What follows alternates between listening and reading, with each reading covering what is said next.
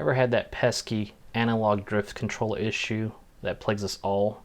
Well, I've discovered the ultimate solution that will permanently fix that drift control issue. Let's get started.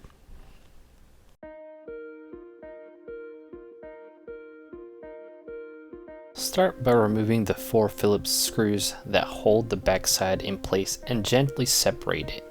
You can use your fingernails or a plastic spudger to place pressure on each side. Then you want to be careful not to damage the small ribbon cable that's attached to the backside of the controller.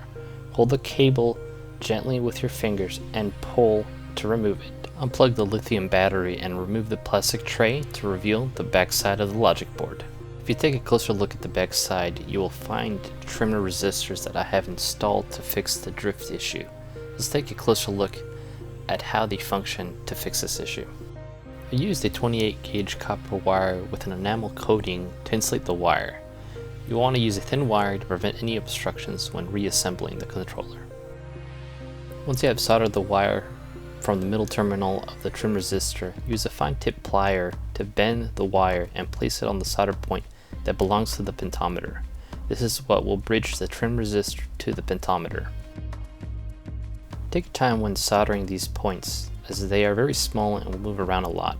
I had to use a combination of my finger and pliers to get the job done.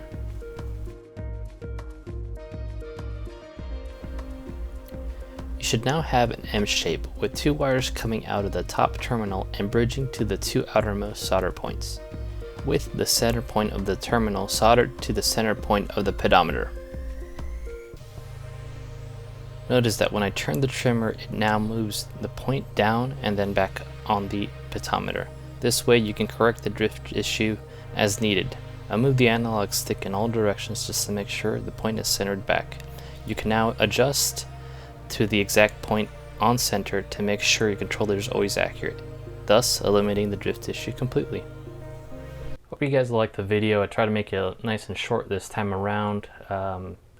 Quick solution on how to potentially fix any drift control issue, regardless if after replacing the analog stick you're still getting drift issues. This will fix that problem. Glad you guys liked it. Just remember, just because it's broken doesn't mean it's trash. See you guys in the next video.